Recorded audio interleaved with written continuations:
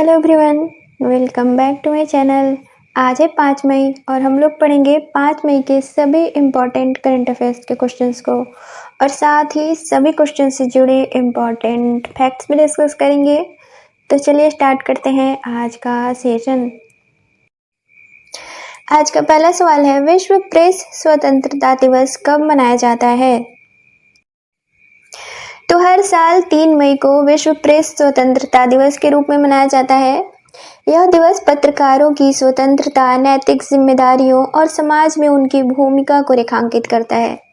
इसकी शुरुआत साल 2003 में संयुक्त राष्ट्र महासभा द्वारा की गई थी। अब संयुक्त राष्ट्र क्या है, इतना तो पता ही होगा।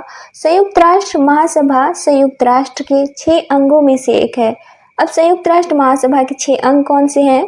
तो पहला महासभा, दूसरा सुरक्षा परिषद, तीसरा आर्थिक एवं सामाजिक परिषद, चौथा अंतर्राष्ट्रीय न्यायालय, पांचवा न्यास परिषद और छठा सचिवालय। संयुक्त राष्ट्र महासभा को लघु संसद भी कहा जाता है और संयुक्त राष्ट्र महासभा की अध्यक्ष बनने वाली एकमात्र भारतीय महिला हैं विजय लक्ष्मी पंडित। तो अब आगे बढ़ते हैं। तो दरअसल 3 मई साल 1991 को अफ्रीकी पत्रकारों द्वारा विंडहोक घोषणा पत्र को अपनाया गया था। अब विंडहोक घोषणा पत्र क्या है? तो थोड़े शब्दों में कहें तो इस घोषणा पत्र में प्रेस को लोकतंत्र और विकास के लिए अनिवार्य माना गया था। इस दिन को चिन्हित करते हुए यह दिवस मनाया जाता है। विश्व प्रेस स्वतंत्रता दिवस के मौके पर पेरिस स्थित गैर लाभकारी संगठन रिपोर्टर्स विदाउट बॉर्डर द्वारा विश्व प्रेस स्वतंत्रता सूचकांक 2025, जो कि इसका 23वां संस्करण है, जारी किया गया है। इस सूचकांक में पहले स्थान पर है नॉर्वे, दूसरे पर एस्टोनिया और तीसरे पर है नीदरलैंड। भारत इस सूचकांक में 151वें स्थान पर है, जिसका स्कोर है 32.96। साल 2024 में भारत 159वें स्थान पर था और साल 2023 में 161वें स्थान पर।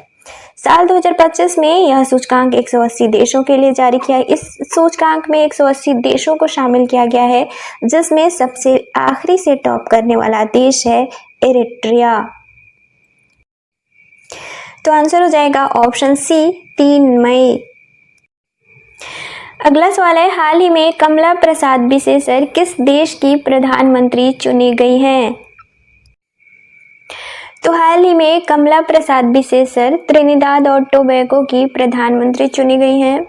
इनकी पार्टी यूनाइटेड नेशनल कांग्रेस ने चुनाव में पीपुल्स नेशनल मूवमेंट को हराया है।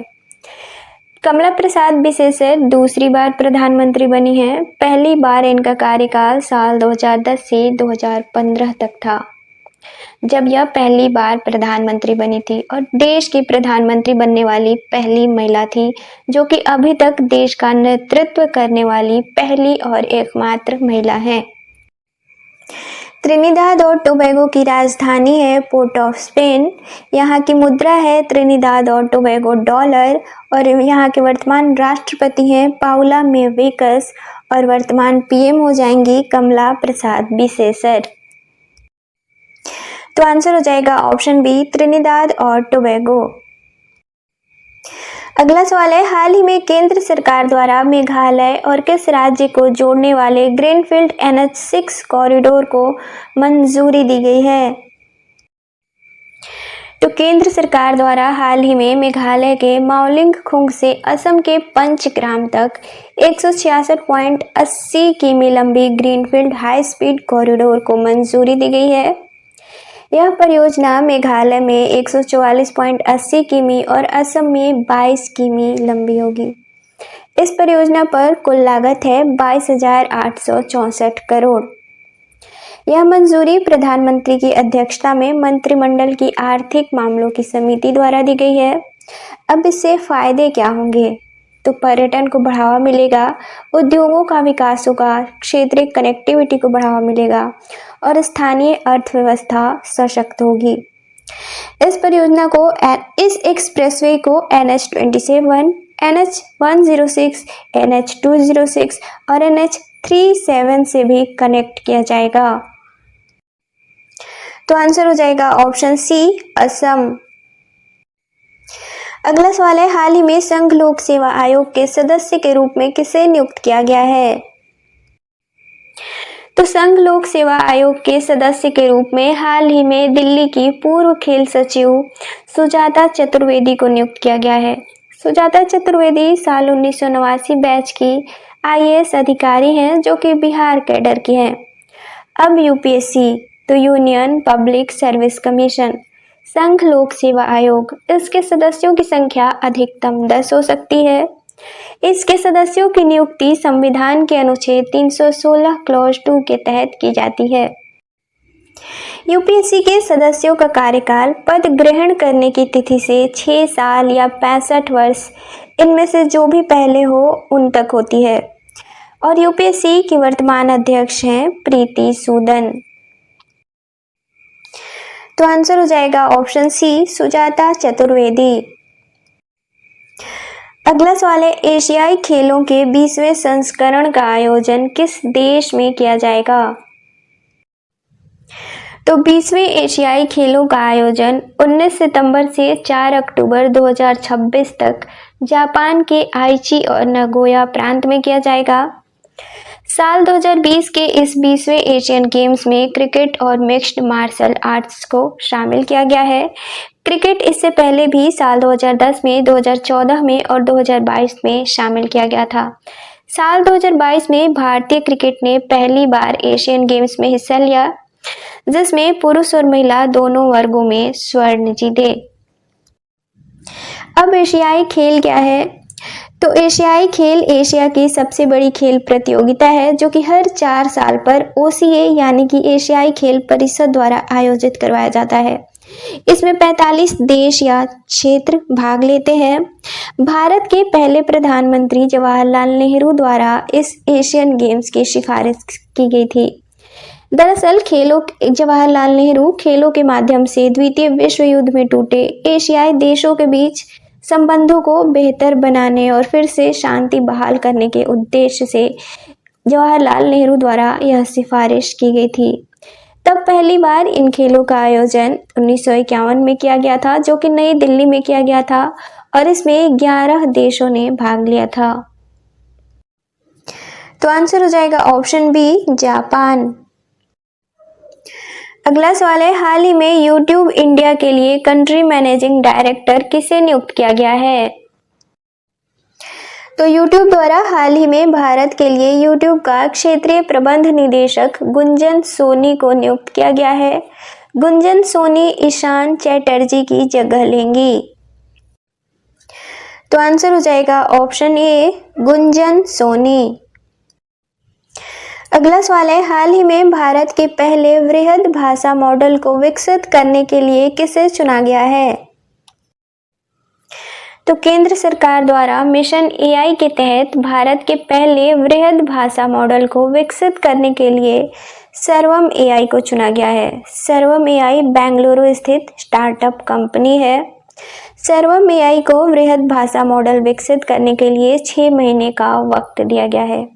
अब मिशन AI क्या है? तो इसकी शुरुआत 7 मार्च साल 2024 को की गई थी, जो कि 5 वर्षों के लिए यानी कि साल 2029 तक के लिए की गई थी। इसका लक्ष्य है 5 वर्षों में स्वदेशी AI क्षमता विकसित करना।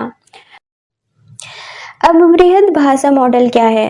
तो ऐसा भाषा मॉडल जो भाषा को समझ सकते हैं, उत्पन्न कर सकते हैं, और बड़े भाषा मॉडल बड़े डेटाबेस पर प्रशिक्षित होते हैं। तो आंसर हो जाएगा ऑप्शन बी, सर्वम AI। अगला सवाल है, हाल ही में बैडमिंटन विश्व महासंघ के नए अध्यक्ष कौन नियुक्त किए गए हैं?